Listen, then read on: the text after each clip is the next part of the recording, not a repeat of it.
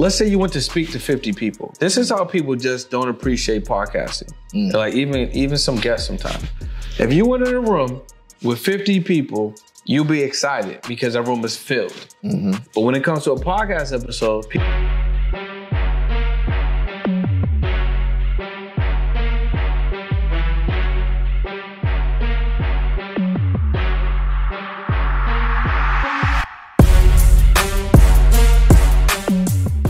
Welcome everybody to another episode of Entrepreneurship Exposed with your guy Beez, where we talk about everything related to entrepreneurship with a twist of business acquisitions. That's the most important thing. That's the thing that people don't talk about as much, right?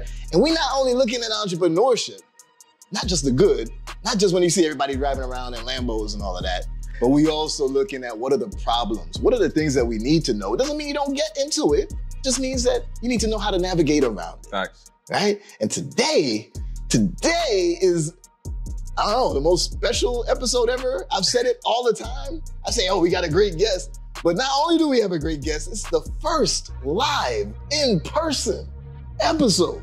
I mean, bro, listen, I'm excited about that. And I kind of pushed the envelope. I'm He like, did. yo, let's get this live thing going. He did. When you hear his background, if you don't already know who he is, you understand why it was perfect to have him as our first in-person episode of Entrepreneurship Exposed.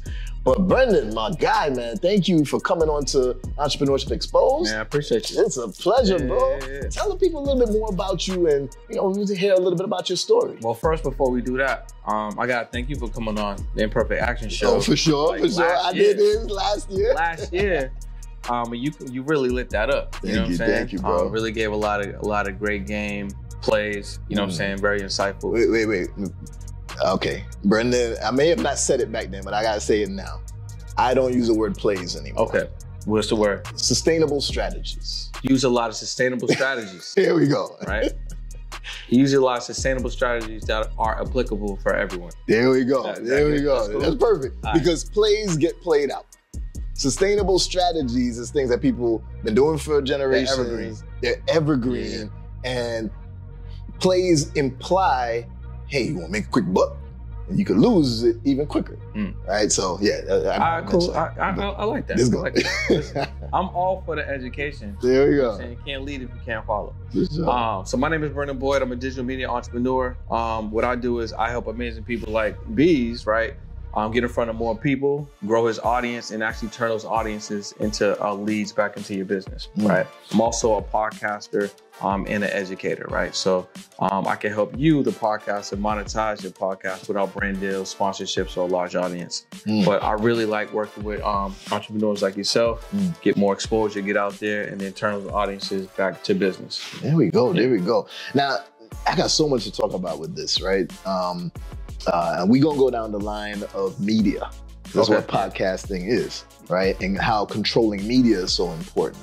And I think it was Bob Iger, who was the CEO of Disney at the time, and how most people think Disney, that's a beast. That's a beast company. It runs everything, right? But it's not just about their parks or whatever that really made them grow. It was the media that they acquired. The ABCs, the ESPNs, and all of that they get to control the platform, right? And podcasting is just like that. So I want to just start with that. What really got you hooked on, hey, podcasting is the thing I need to focus on and I can help others with it? So to be very transparent and honest with you, man, I was at a point in my life where I felt like I was at the top of, like my friendship group. I was at the top of like my networking group. Yes. I didn't have any millionaire friends. I didn't really have any high-level six-figure friends. I felt like I couldn't really learn anything else from the people that were around me. Yeah. So, when you find someone that have higher net worth, maybe someone of higher status, right? You can't always be like, let me take you to lunch. It's not a fair value exchange. Exactly. You know what I'm saying? That might have been cool, let's say in the 80s or something, maybe 90s, but it's not something that you can leverage to create multiple relationships, right? So a friend of mine told me to start blogging. He had mentioned Casey Neistat, which is a famous blogger on YouTube. So I remember him. Yeah. He does like some really great stuff with cameras and stuff too. He's a beast. Is he he's in Canada or something like that? I'm not even sure. Oh yeah, but I'm not sure. Yeah, but he's famous.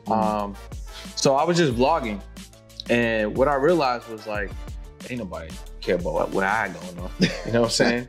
But that opened me up to the idea that I could do interviews. Sure. So my boy basically said, yo, go vlog, and I like to take action. So I bought an $800 camera. Okay. So I bought a camera, and then the vlogging was cool, but it didn't really I wasn't passionate about it, and it wasn't getting crazy views.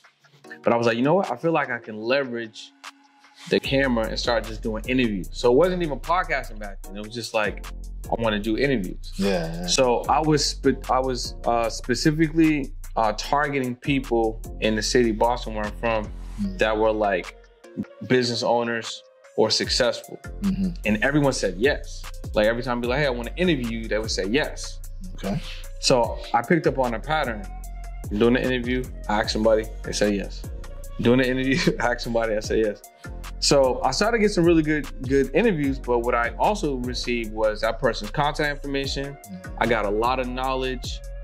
We built a relationship, and that person got added to my network. All this was by default. Yeah. Right? I didn't have to spend no money. All I had to do was offer them an interview. So this is probably like 2019, you know. All right, guys, before we get into the full episode of Entrepreneurship Exposed, I just want to take a moment to thank you all for supporting this channel.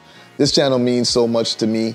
You all mean so much to me because this information is the type of things that I wish that I knew when I was like 17 years old, right? We're talking about wealth creation strategies, not plays. Never talking about, hey, we could run this quick play to make some quick money. This is all about sustainable strategies that won't go anywhere. Whatever else you may be doing, this information will supplement it and help you take it to a whole nother level. So what I would love to ask each and every one of you is if you could like, comment, subscribe, turn on the notification bell, do all of that for me. It supports the channel, it helps us to grow, helps us to get this information out to more people so that we could change more lives. So thank you again for supporting. Make sure that whatever you see in here, whatever you learn in here, that you go and execute on it. And then drop a comment and let me know how it went out for you. Hopefully I'll even see you in the BBI where I teach how to acquire businesses and everything about entrepreneurship. Let's go. No, early 2019, maybe like this, somewhere between like January and like May, I was doing these interviews. When I moved to LA, I got the idea for a podcast because at this point I kind of figured it was, you know. When did you move to LA? I moved to LA June 2019. Okay. Yeah. And then I rebranded it. So the interviews were called Service Only because I felt like I was doing service. I was providing service, right? Like that. When I moved to LA, I rebranded it as On the Pursuit because I was on the pursuit of my personal development and the people I interviewed were on the pursuit of whatever their purpose was. Okay. Right? Okay. Pandemic hit. So then the first bunch of rebranded podcasts were all virtual, but the same thing happened. Yeah. High net worth people, 6-figure, 7-figure people. Yeah. I invite them to do a podcast. They're saying yes. So then I just started to, like, my brain just started to just, you know, absorb all new information. And then I just realized this is a crazy leverage opportunity to grow your network, be around, you know, new people. Yeah. And then just literally just get like almost like free mentorship for 30 minutes to 60 minutes. Yes. You know what I mean? Yes. So that's kind of how it started. I realized I could use this to meet anyone that I want and no one was going to say no. And if they say no, they're not really saying no. It's just time. Yeah. They might not be available now, but they'll be available in 4 months. No one's ever said no to me to come on the show. Really? Ever. And I've had 4 podcasts. I got 3 right now that I operate, but I've had 4. Actually, I did one in front of mine. I have 5 total. We've never ever got a no from a guest. What if it's someone saying, not no, but yeah, I'm gonna charge you $5,000 to come up here? If it's worth it, you gotta think about it. Money's not free anyway. I mean, money's not real anyway. Yeah. So if I'm gonna exchange 5,000 of fake dollars to sit with someone that's gonna give me some real information, and I can use and leverage that information to make the money back or then some, or retain a knowledge set that can generate me revenue. There you go. That's a fair exchange every time. There you go. You gotta look at it. You're just exchanging the fake dollars for something real. Yep. For true value. Yeah, for true value. I'm gonna do that every single time. I love that. And you know, when it comes to that value. First of all, learning from just having that conversation and getting exposed to new ideas and new concepts and new sustainable strategies. Yeah, sustainable strategies. That just changed everything, right? Yeah. Like I can't think of anything more valuable than that. Let me tell you, can I tell you how powerful podcasting is? Mm-hmm. So I have a podcast agency, which we'll talk about, but we'll just fast forward. I'm searching new podcasts because I just want them to know how powerful this is. Searching new podcasts because I'm always looking for new podcasts to put, even like, let's say people like you, when you want to go on new shows. I'm looking for interesting shows, right? I find this podcast I never heard of. It has this guest on there. The headline's talking about like 40 million in 12 months. So now I'm interested. All right, cool. Let me watch. It's 15 minutes, nothing crazy. Watch it. I'm like, man, this dude is fire. Like, I need to have him on my podcast. I do a little search on Instagram, get his information, send him a DM. I'm like, yo, I just watched your podcast over here. It's crazy. I need to get you on my show. He responds immediately. So this is a cold DM. Yeah. He responds immediately, right? He's like, yeah, this sounds really cool. I sent him a sample of my show. He's like, all right, bet, let's do it. I'm like, what city you in? He's like, I'm in California. What state you in? I'm in California. I'm like, okay, where you at? I'm in Laguna Beach. I'm like, okay, I'm in LA, 55 minutes away. Yeah, I don't know those times. Okay. 55 minutes away, right? So this is Thursday. This is like a Thursday night, right? I'm like, because I like to take imperfect action. So I'm like, what's up with Saturday? He's like, I can't do Saturday, but I can do Sunday. I'm like, all right, I'm pulling up. Okay. Now, this dude has made 40 million 2 times using VSLs. Okay. Right? Video sales letters. Video sales letters. I'm a stranger. He invited me to his house that he just purchased. $7 million, never met me for nothing, overlooking the view of Laguna Beach. Wow. It was crazy view. I wouldn't have invited him here if I didn't already know him, if I hadn't met him before. Cap. I would have been like, yo, you want to get on the podcast? Let's get it. Let's go. So he lets me in his house. You know, we have a fire podcast. He gives me all this game on VSLs, gives me a tour of the house, talks about his morning routine, shows me the grounds. All I had to do was invite him on the podcast. Wow. Yeah, you know, people like to talk about what they do, especially that's what I'm saying. They really do. So I've had 2 8-figure earners on the show. I got a 9-figure earner poised to come on the show. Ooh, and I'm meeting 6 and 7-figure earners all the time. Yeah.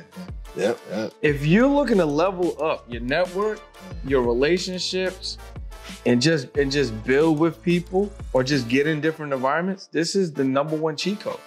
And it's also the only platform where strangers will give you 20 to 40 minutes of their time. Because on every other platform, people don't have no time. They don't have no time. Yeah, it's all short form content. You know, you got me thinking about so many things. I mean, I got a podcast, thank you. But we're on it right now. We're on it.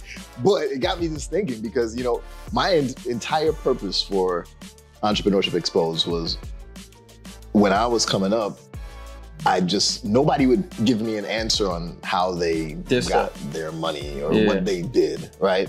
So for me, it was always like, keep struggling, keep trying to find. I was like, yo, how you got $10,000 together at one time? What did you do? Oh yeah, you know, I just did that. Wait, no, explain that more. Nobody would say nothing.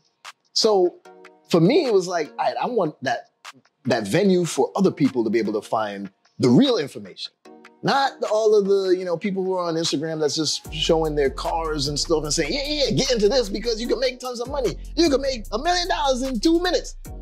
Don't believe none of that, right? Sustainable strategies, no plays. So for me, that was all that I was focused on. Is I just want to be able to have a platform that's giving the real information about being an entrepreneur to everybody. But I haven't even thought about monetizing it yet because the way that I make money is through my acquisitions. I got over 25 ways. And then we're going to get into that too. But, you know, that power of learning new information. So I got these pillars of success that I talk about all the time. I'm going to break it down for everybody now. I don't even think I've ever went in detail on this on the podcast. The first pillar of success is networking. You have to network. But it's not just who you know, it's who knows you. Because I tell this story every time how I know Elon Musk, right? But he don't know me, so it don't matter, right? It's who knows you, right? But then while you're networking, you also got a second step, leave some people behind, right? Now that's heavy. This is similar to when people say surround yourself with 5 millionaires, you may become the next, right? But I'm saying actively kick some people out of your life too. Not in a bad way. You may have a brother, sister, whatever, that they're kind of toxic to your journey as an entrepreneur. They can't see why you would have liquidated your 401k. I did that and people went ballistic. Yeah. When I left Microsoft, corporate America, I was like, yeah, I'm gonna use that to fund my start. I've made almost 1,000 times that since then or something. You know what I mean? So you have to leave those people behind that's gonna pull you down. Yeah, facts. Right? Yeah. The third pillar of success is that you have to buy seats at tables. You mentioned, these millionaires, billionaires, whatever that you're meeting and trying to be like, hey, can I take you to lunch? That ain't gonna work. That ain't gonna work. No. But if that person that you want to connect with, they're holding a mastermind or something, and you really want to connect with them, go to the mastermind. Yeah, the closest thing you can do to getting a free seat would be having a podcast. Yeah. That's the closest way. That's why I'm leading around this, because I'm like, yo, this is like a cheat code for real. No, like it's you not said. like it is. It is a cheat code. Yeah, it is. Okay. So you buying seats at tables, right? And this could be anything. Yeah, I just did that, by the way. I always do that, but I just did it last Wednesday again. Well, no. Yeah. Friday. Oh, okay. Yeah, you gotta buy seats at tables, right? And I do this even in smaller ways. Yeah, I got a gym membership to LA Fitness, but I also have Equinox. And I haven't been there in a long time, but I used to go to Equinox, and it was like, okay, the wealthy people who can afford 200 plus a month for it, they were there and they were actually networking. That's the irony though. I want to go and work out, but sometimes you got to network too, right? Right? And putting yourself in the right place. You got the gym you go to the gym at. You got the gym you go to network. You go to network at, right? So that's how it works. But anyway, so that's buying seats at tables. Now, the fourth pillar of success is while you're buying seats at tables, and when you're at those tables, you gotta be networking, and you've already left some people behind, right? You got to build your own table too. Right? I like that. So a lot of times people get into like a mentorship or something, and then they're like, yo, I need to speak to him. Hey, can I talk to you? Hey, I want to speak to the mentor. That's it, right? Yeah, but the mentor set up a program for everybody, and there's no way, 500, 1,000 people or whatever he can handle each person individually, private sessions. Yep. But the person next to you, who's also learning and also part of the community, network with them, build a table with them. Y'all might become the next mentors. And that's what you really want to do, because when you become like the leader of the group, or if you become like a head of state in the group, things flow to you and flow through you. Like I wasn't even in Myron's program yet when I went to the mastermind, well, when I went to the conference. This one just now. Yeah, and then people that I didn't even know, like, what's up? Because I made a point to have a presence. There you go. You know what I'm saying? But if you do that inside of, your programs, whether virtual or in person, people are going to float to you, especially if you have a product or service that could provide them a solution or help them. Or if you just look like you're the leader, you're going to learn so much, and then people are going to gravitate towards you, which is super valuable. There we go. Okay. I love this, right? So now we got those 4 pillars, but I added 2 things. One is a foundation. So it's kind of like I'm building a house. The foundation is financial literacy, right? So I believe all of these pillars, I think they help you in life, period. But it's mainly to be focused around business. So now having that foundation of financial literacy helps you to skyrocket your business. This is when you learn about business credit. This is when you learn about trusts and insurance policies, infinite banking, all that type of stuff, and how you can utilize that. This is when you learn things like how Trump buried his ex-wife in order to make the cemetery, which don't get taxed and all those type of stuff, right? These are the type of things we gotta learn how the game works. You gotta learn the rules. But the roof of this house, of this mansion, right, is always seeking new knowledge. None of the other stuff matter if you ain't trying to learn new things. So that means you change your roof from like a slate roof to like a rubber roof to like the roof with the solar. Because you improving it. Exactly. You learning like, okay, my environment calls for this. I live in Florida, or I live in the desert over on the West Coast with this guy, and I got to change things up or whatever. So always seeking new knowledge. Nah, I like that. I like that. Is that like a free download they can get? Yeah, that is actually. Well, I'll make it. Yeah, we need that. Click the link below, guys. Click the link below. You'll find that. But those 4 pillars with the foundation and the roof is what I was thinking of the entire time that you were explaining how podcasting is a cheat code. Nah, man, I feel like if you're going to college and you don't learn those things, what's the point of you being there? But you're not going to learn those things. You might pick up 1 or 2 of those things, but there's no classes that you're gonna grab each of those pillars. And there's not one class, unless it's a professor that really cares, that's gonna give you those. Like for instance, if you did, let's say, a guest or a residency at a university, I'm pretty sure you pulling up with that. Yep. You know what I'm saying? But most professors aren't pulling up with that. They're just teaching you some dated stuff that's not gonna really serve you in the future, so they can indoctrinate you to be an employee. Yeah. You know what I'm saying? It's funny trying to learn from a professor how to run a business when they never ran a business. Yeah, and they're not even running the business. They're just teaching it. They're just teaching. You know what I'm teaching saying? From the textbook. From the textbook. You know what I mean? Well, yeah, I think that's heavy, man. If anyone gets anything from podcasts, if they grab those 4 pillars, the roof and the foundation, I think y'all are in really good shape. For sure. Yeah. Okay, so now you know the secret sauce that everybody waiting for too is that monetization of podcasts. How do you do that? Okay, so one thing I want to remove is the idea that you need to have brand deals, sponsorships, or have a big audience to monetize. What you need is just to understand the leverage, right? Most podcasters aren't making money because they don't have a product. It's number one. They have no product. What do you mean you don't have no product? They don't have a product. They don't have nothing to sell. They don't got a product. They don't got a service. They haven't packaged anything. Okay. So they have this platform that they even if you get 50 views an episode, if you did, let's say you went to speak to 50 people. This is how people just don't appreciate podcasting. Like even some guests sometimes. If you went in a room with 50 people, you'll be excited because that room is filled.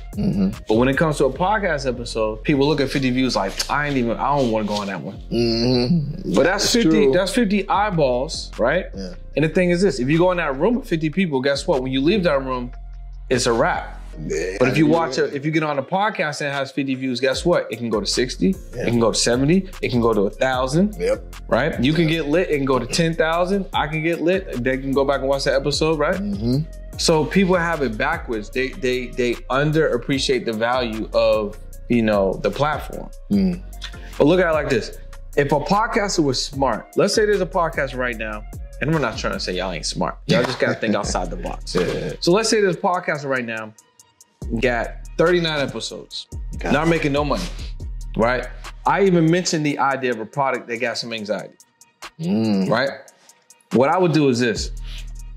I would take whatever episode they felt like was the most fire. Let's say they had Beez on the episode. Let's say Beez was on episode 17. That's the most fire. Right? There you go. So there's 39 episodes pretty much done. Yeah. Beez was number 17 of the 39. That was the most fire one. Now let's say in that episode, you dropped the success pillars. And let's say that explanation of that success pillar was like, 4 minutes or something. In that episode that was probably 35 minutes or whatever. Yeah.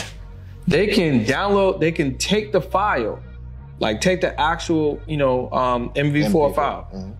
They can upload that, right, into an AI that will create the transcript. Then they can go right to, let's say, between 11 minutes and 15 minutes, where your little 4 minute, success pillar was. They can take that out from the transcript. They can go to Fiverr and have somebody take that transcript and turn that into an ebook. And all you need is a cover and a title, and you can upload that on Gumroad, and now you got a product. And you didn't even have to do nothing. You just took the fire part from Beez's episode, and then what you do is you hit Beez up, say, hey Beez, you want to collaborate on this product? I put it together. It's your words. Why don't we just be a joint authors? Okay. Beez is gonna promote the episode. All right, so somebody handle that. He's gonna promote the podcast. Y'all take care of that for me and just hit me up. Let me know when it's ready to sell. and I'm on it. I mean, matter of fact, I can go back to our podcast. It's probably spicy. We could probably turn it up. But while that's happening, because I don't want them to think, oh, this can be done super fast. Yeah. It may take you a month to create. It may take you a week. I don't know what your process is. You should take action, get it done. Mm-hmm. But what you can do with a title, a cover, and a way for people to pay you, you can pre-sell that right now while it's being built. Ooh, there you go. Right? Mm-hmm. And that's just one product. You can either you can be a voice actor on your own product and you turn it into an audiobook. Mm-hmm. You could turn it into a video book. You can turn it into a masterclass. You can turn it into a workshop. You can turn it into a mini course. You can turn it into a workbook. It's the same information that was in episode 17 that you totally forgot about, and you about to post episode 40. That is true. That's just one thing, right? So they don't have a product. The second thing, that if I was a podcaster right now, and then maybe you're like, that still seems overwhelming. What I would do right now as a podcaster is I would go find really attractive affiliates that pay out. You don't have to sell nothing. You don't have to deliver anything, right? So what if the Business Builders Institute gives like a 10%, 15% affiliate payout? I don't know what it is. 15% for the BBI. And how much is it? 5,000 for the main tier. So 15% would be about $650 or something like that? Yeah. Okay. So look, Beez has an institute. He's delivering it. He's already selling it. It's already done. There's testimonials. You don't gotta sell nothing. You just register for the affiliate. 15% of that sounds good to me. $650. I got a podcast episode. I produce 4 podcast episodes a month. I put that link inside of the podcast episodes in the show notes or description. There you go. Let the podcast do what they do. I'll wake up with $650. Matter of fact, I'll wake up with $1,300. Take it a step further. Record your own commercials on Beez's product. Put that inside your podcast episodes. Now you have a commercial that's gonna have a call to action back to their products in the link in the bio. Simple as that. And you got 4 episodes a month with just that one affiliate that has the potential of bringing in $650 every time there's a transaction. You don't gotta deliver or sell anything. Yeah, so that's just 2 products. You know, I have a friend who's a podcaster, and he told me once, he was like, how many streams of revenue you have? I was like, I got like 12 right now. He's like, wow, that's awesome. I have 172. I was like, what? What are you talking about? I have 172 streams of revenue. I was like, I couldn't understand what he meant at first, but what he was saying is through his podcast, through his episodes, through the affiliate for the guests that came on and he, promoting their things and all the type of stuff that you just mentioned, he got revenue coming from 172 different potential sources. Well, yeah, what I want people to think about is, because this is something I was thinking about. I want to get money every day. I don't want to get money twice a month. I don't want to get money once a week. I want to get money every day. Money's leaving every day. Yeah, exactly. It's going out every day. Exactly. You know what I'm saying? I want it to come in every day. Right? So when you do creative things like that, you can figure out ways to monetize your podcast without the traditional way. Because most people will think brand deal sponsorships. I need a big audience so I can get, YouTube money, right? And then I'm gonna make some merch. But ain't nobody buying your merch if they don't even know who you are. But people always go to the merch piece. True. So I would do a digital product, get affiliates, and I would build a community around a podcast. It's probably my favorite. Yeah, if you build a community around your podcast. This could work for anyone. It doesn't even matter. So if you and I let's say we're going on a flight, right? And on that flight, there's 2 ways, there's 2 tickets, two experiences that we can either take, economy or first class, right? So that's just like the podcast. There's 2 ways people can experience it. They can listen to it or watch it for free, right? Or they can pay to get access to what may come with being a part of the podcast community. Now the community might grant me maybe a meetup twice a year with you in real life. Maybe it might be a monthly meetup virtually, or maybe a weekly meetup virtually. Maybe I get access to behind the scenes interviews that are not in the podcast episode, right? Maybe you bring me an affiliate list. Maybe you bring me, since this is the EntrepreneurshipXposed, maybe you bring me little gems for each entrepreneur, right? Maybe, maybe it could be digital products, maybe cheat sheets, maybe blueprints, whatever, however you want, you could put it in there. And then you charge them $49 a month, $69 a month, $79 a month, $89 a month. On that same plane that I mentioned, there's always a percentage of people on that flight that want the premium. They want to pay for first class. That's true. Maybe the majority of people want the podcast for free and they want to watch it for free and listen for free. That's fine. Yeah. But what if you can get 10 people paying you $1,000? Now your podcast is making $12,000 a year. Mm-hmm. And that $1,000 could be, it could maybe pay or subsidize your rent or mortgage, pay for your car payment and insurance. Yeah. You know, maybe, if you have any debt or you want to add to your emergency fund or savings, that can do that. And then you just pick one person at a time. David Shands is making almost 40 bands a month or more at this point from his community. Yeah. And Shands is who I was thinking about too, because he does like that. Just join for $1. Yeah. And you join. The first month it's just $1. You see how you like it. Morning meetups and all that type of stuff. And that's almost $500,000 a year just off of that one product. Just from that. That's from that. As a matter of fact, the last time I had somebody in here for a podcast was David Shands. Word. But I was on his at the time. Oh, you was on his show. I was sitting there and he was sitting here in my house. Word. So now the roles were reversed. Let's go. But I love this. Y'all realize that Brendan gave y'all like 3-4 different options. That's not even the biggest one. And he didn't even mention ads yet. Yeah, because that's where my mind went to. I was like, oh, that's the way to monetize. And that's what I'm saying. It is, and that's not a default to you, but that's just what people, when they think podcasts, it's just immediately what they think. Ads. I literally had a meeting with some guys earlier today, some podcasts that might bring on, and they immediately was like, yeah, we gotta get a sponsor. But it's like, yeah, you can get a 10K sponsor, 20K sponsor, that's cool. But you're not gonna be doing that every time. And you might be subject to whatever they want that comes along with that sponsorship money. Yeah. You know what I'm saying? I might not give you autonomy to run the podcast how you want. You know what I mean? I'd rather have each episode working for me. If I'm gonna create the content, let the content go to work. That's true. Okay, so now my question to you is, where do you want to take this to? With your podcast and your services helping other podcasters. Where do you see yourself taking that to? What levels? That's a good question. So with my pod agency, right, where I help entrepreneurs like yourself get on different stages, get in front of different audiences so you can, grow your digital footprint, your brand awareness, and turn those viewers into leads, right? My plan is to have that run itself completely without me. True. Right, so now that's fully functional. I might, do some marketing, but I'm not doing no fulfillment. I'm not doing no management. I'm not doing anything. That's one. And then that business in itself is a multi-million-dollar business.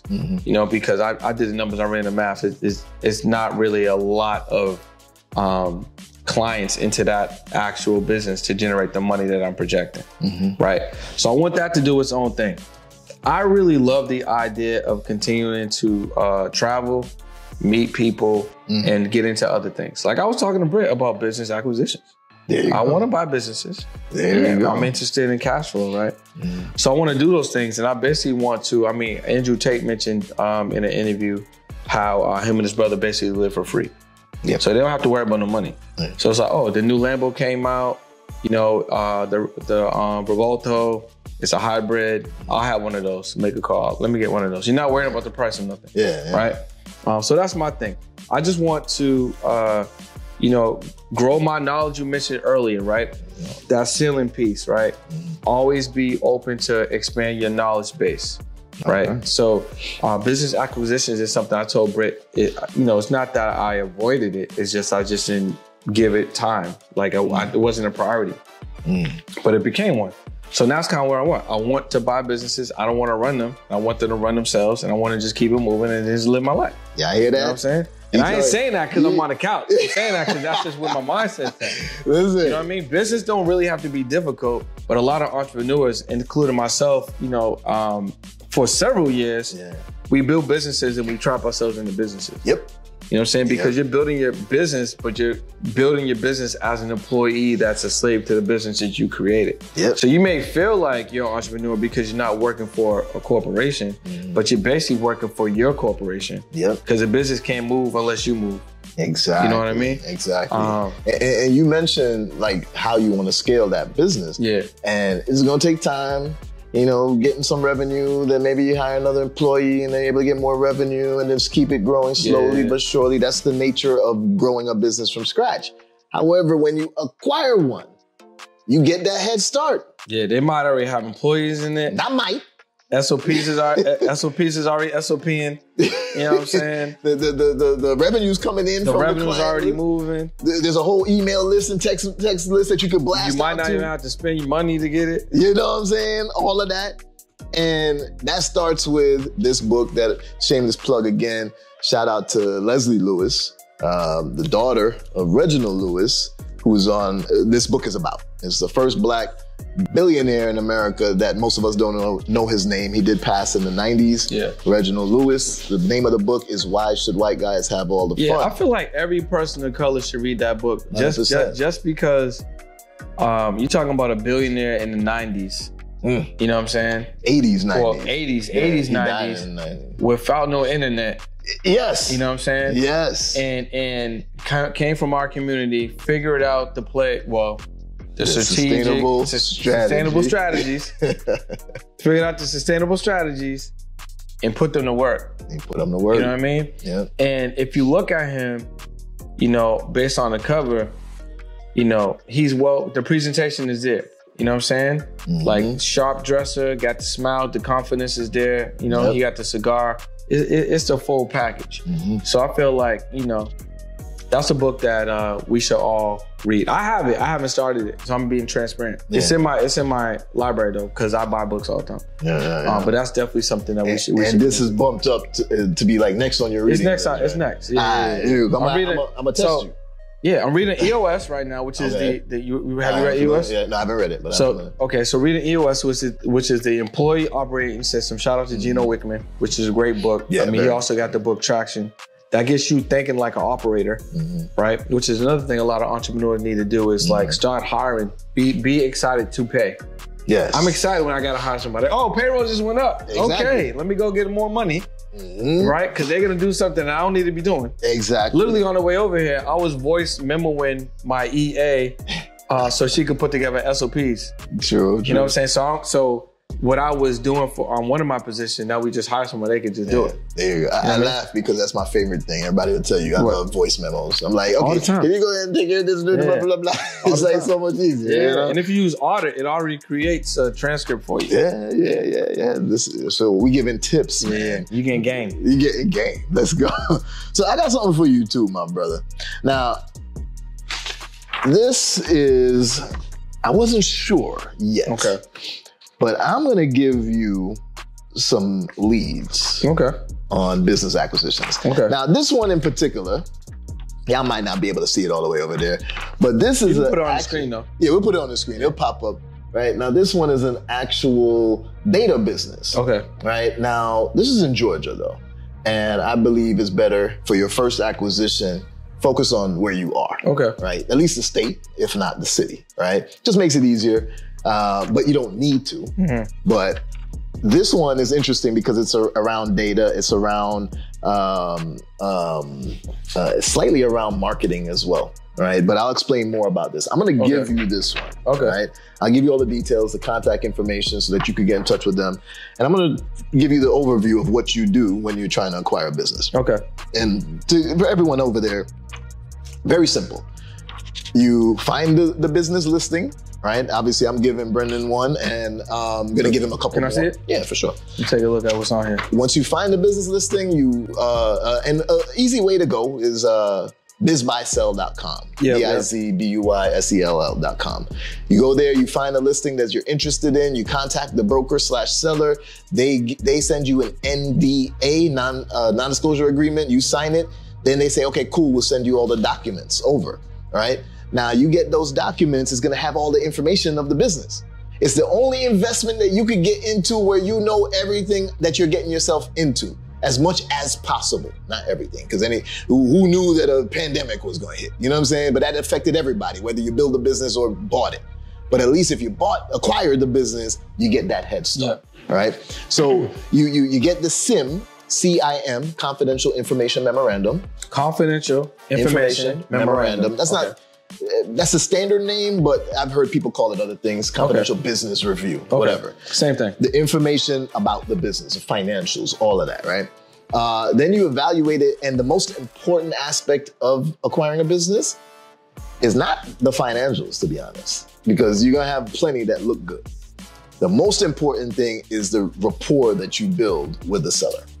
Understanding what the seller really wants, building a relationship with them. That's how you go from the traditional way of acquiring a business, which is just like how you would buy real estate. You go to the bank, you get a loan, SBA 7A loan. That's the business acquisition loan, right? You go from that traditional way to the LBO way, the leverage buyout. Now I can acquire a business. This one costs how much? $3.5 million? Imagine if you only had to pay $50,000 to get this. I would get that business like that. And it's producing in profit $700,000 a year, right? And valued at $3.5 million. If you grow this some more, now your equity, like if it was in your house, right, has gone up. Plus you're still getting paid yearly in profit, right? Imagine you were able to get that for like $50,000. Yeah, I'm getting that. You see what I'm saying? Yeah. Or with no money coming out your pocket. This is Juneteenth. So before the Lambo, you tell me I should buy this business? Oh, 100%. 100%. When I got my first McLaren, it was not from any active money that I had. Yeah. It was from money that grew from something else that I invested in. Yeah. And then I just took the growth and said, okay, well, now I could go get this toy. I didn't actually get it as a toy. I got it as trying to be a business because, you know, Matty J and others was like, oh, you could rent it out. I was like, well, damn, okay. So I tried that for a little bit too. It was fun, but you know, this is just not me, you know. But yeah, you can acquire a business. Now here's the thing. I'm dating this because usually I don't say what date when we're recording, but this is Juneteenth, all right? Freedom. And when we talk about, a lot of times our community talks about things like reparations. Yeah. And when we're talking about reparations, we're talking about we didn't get our 40 acres and a mule. But the people who did get it, they used that to acquire more real estate, to launch businesses, to grow their wealth. Then maybe they passed it down to their kids, which was now the baby boomers who are now older and they want to pass it to their kids, but their kids don't want it. So now I'm swooping in and taking my reparations. I ain't asking nobody for nothing. I'm taking it. Strategically, right? I'm doing roll-ups on things where we collect multiple companies together under one umbrella and roll it up to be a bigger, more profitable business. Right? My goal is to get to $1 billion AUM, assets under management. Yeah, I was going to say that. Right? Yeah. Assets under management. It's not just meaning I have $1 billion cash in my pocket. It means that I control businesses and real estate and investment portfolios in the stock market, whatever, that total to $1 billion that I manage. Right? And that is something called my $1 trillion table challenge. I like that. Which I'm going to issue to you too. I like that. Right? Yeah. In the end of this decade, another 7 years, I want to sit at a table with people that look like us, and we have $1 trillion collective AUM. Will you be at that table too? I'm gonna be at the table, bro. Dude, that's what I love hearing, man. Be at the table. Now, the first way he's gonna do that is by this acquisition, probably. Yeah. But the thing is, I literally told Britt this like 2 weeks ago. Yeah, probably like 2 weeks ago, and so by default. Like, are you into like numerology at all? Do you understand that? 100%. So a friend of mine, she literally threw me in her beta program where she was like talking about like, master numbers, like your life path and all that stuff. And I learned about minds, that. And I love teaching. You know what I'm saying? I love teaching, I love sharing. And I feel like this is something I would want to share and teach to people. Right? I'm already going city to city, giving away sustainable strategies. You know what I mean? So I feel like, even leveraging my YouTube channel, leveraging these pop-ups, leveraging the podcast, meeting 7, 8, 9 figure earners, being able to sit here with you, I think it allows me to take the information in, process it, obviously put it to work for myself, but then put it out there for people to digest. There you go. Because I feel like when we go back and we look at what's going on with our athletes, our entertainers, even our younger people, they're not spending time in areas that they should be spending time. Like if you just look at what happened with John Morant, that shouldn't be going on. Man, bro, twice. That shouldn't be going on. Yo, I was in shock. John Morant, and then on the way over here, I think his name is maybe Jack Jones or something. I don't watch football no more. Some fight or something like that? Nah, but this Patriots player, he brought 2 loaded guns on an airplane. He didn't check them. Yeah. But it's like, bro, what are we doing? Yeah. You know what I'm saying? Yeah, man. So we need to have access to the information. Like, you know, these athletes, entertainers, you know, they really want to take it to the, but why there's only like one LeBron or one Steph Curry or one Kevin Garnett? That's true. Like one of my favorite players is Allen Iverson. Shout out to his mentorship because of his mentorship and his brain trust, they put together that amazing Reebok deal. So in a couple of years, he's gonna be unlocked with another like $50, $60 million. Yeah. But he wasn't investing his money because he didn't have the pillars. He didn't have the you know, the 4 pillars with the foundation and the roof. Yeah. So if I'm able to you know, take this and put it out there, you know, learn from, you know, people like yourself, like I feel like that's part of what I need to be giving back. I think that's part of what I need to be doing. Bro, you know what I mean? That means a lot to me because I don't talk about what I do for the sake of making money from people hearing me talk about it. Right? I do what I do to make money. But I talk about it because I believe, especially our community, and I talk to everybody. Because I believe it's not even a race thing. It's a wealthy versus average person thing. 100%. Right? 100%. But I just happen to be black, so I talk to the black community more. Talk, bro. You know what I'm saying? And I just know that when I tell people about this and I explain it, and then I prove it. I'm like, here you see somebody that did it on a way bigger scale than me. You see what I'm doing too, and people are still like, oh, that's above me. Yeah, I can't do that. I'm like, what? Yeah. No, we can. Some people are they're just not open to the conversations, man. Like earlier you was talking about the SBA 7A, right? Loan that you could use to buy businesses. Literally, I made a post because I don't know if you follow, you know, Smitty. Smitty to go. So Smitty to go, DS Boone, and Ramel, they was on my podcast.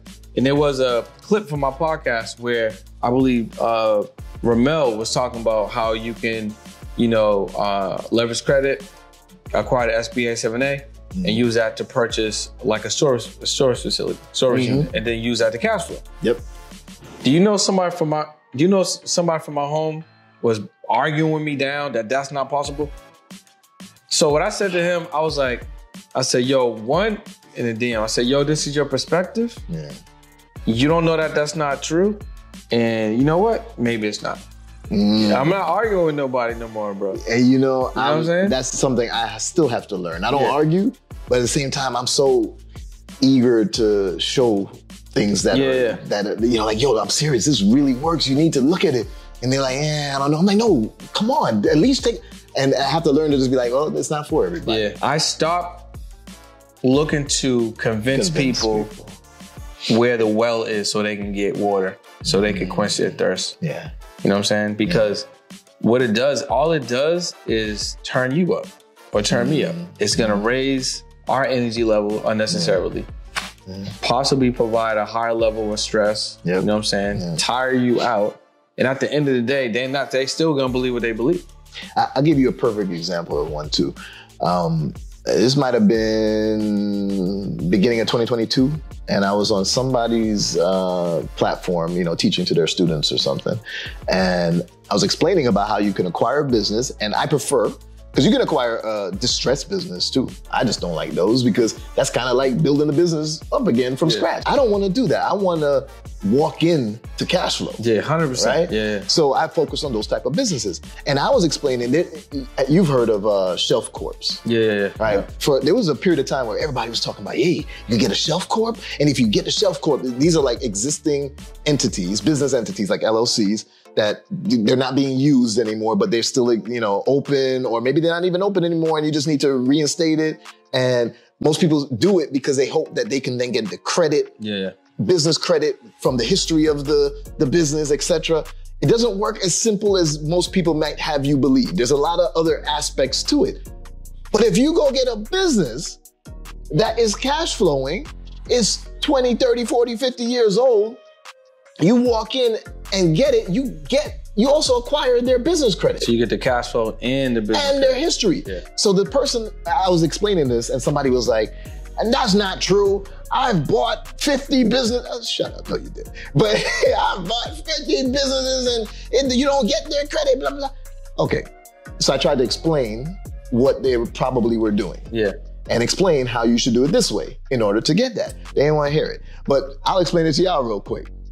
The traditional way of acquiring a business is an asset purchase.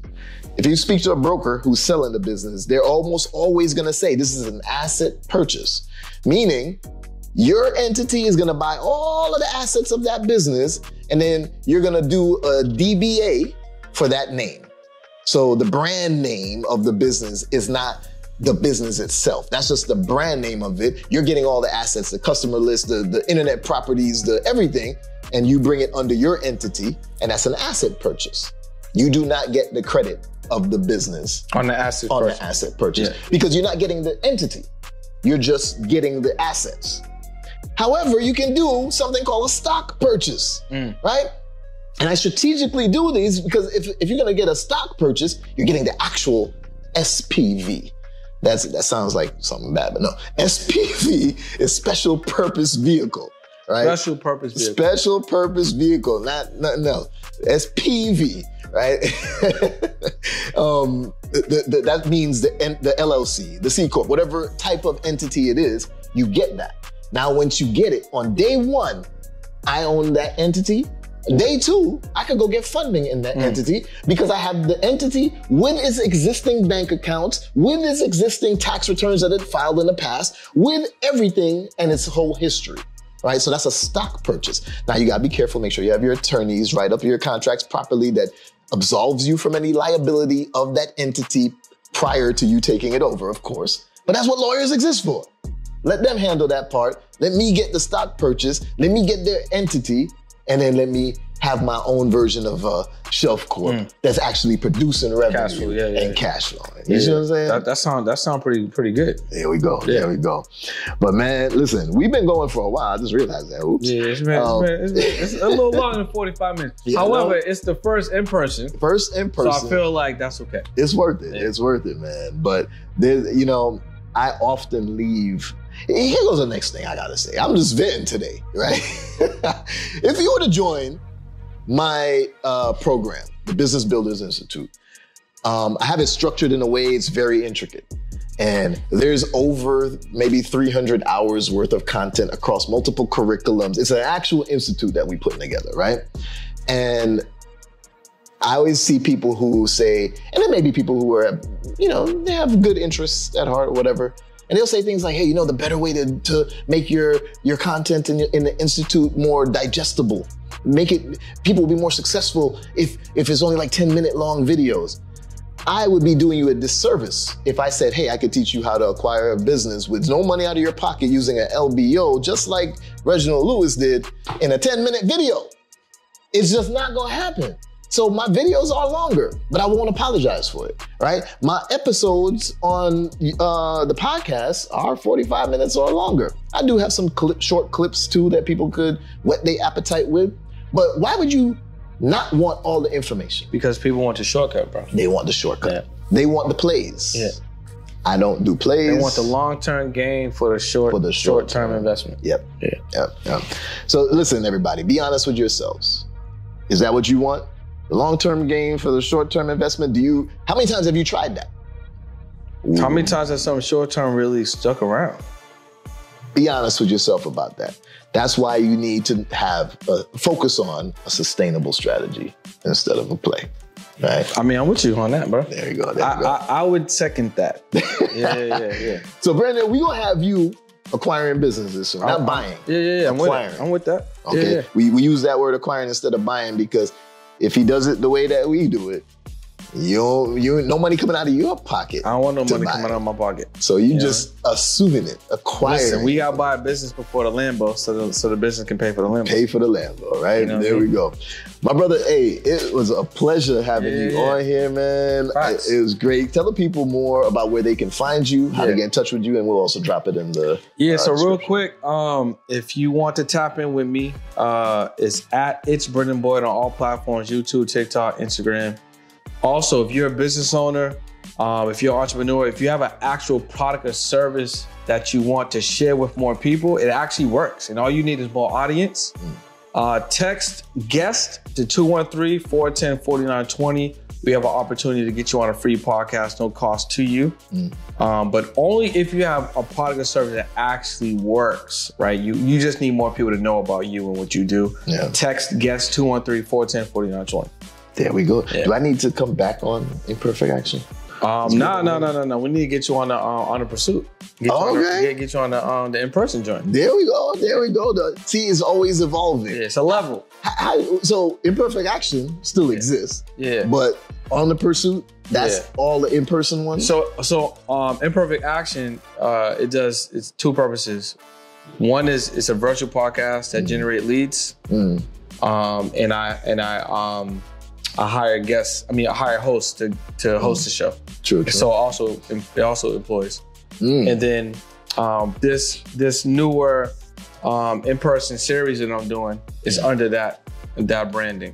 Gotcha. So the Imperfect Action Show live business meetups. Okay. So it's all under that branding. All right. Well, you heard it. On the pursuit is just we sitting down, we get into it. We're talking about lifestyle, business, sustainable systems. Sustainable strategy. Sustainable strategy.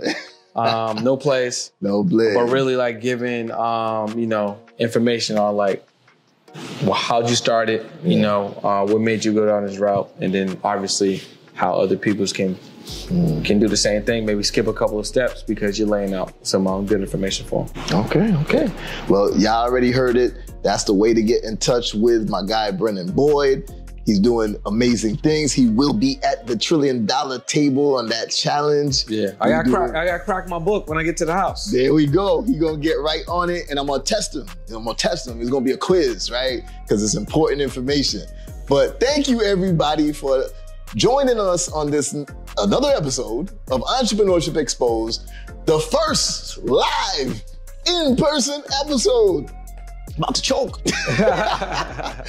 But hey, make sure that you have already liked and subscribed. Make sure you already turn on the notification bell if you're watching this on YouTube. Make sure that you are sharing this podcast with everyone, no matter what platform that you're consuming it on. And make sure that you take imperfect action on anything that you do. Start learning and start executing. And I'll see you on the next episode. Let's go. Peace.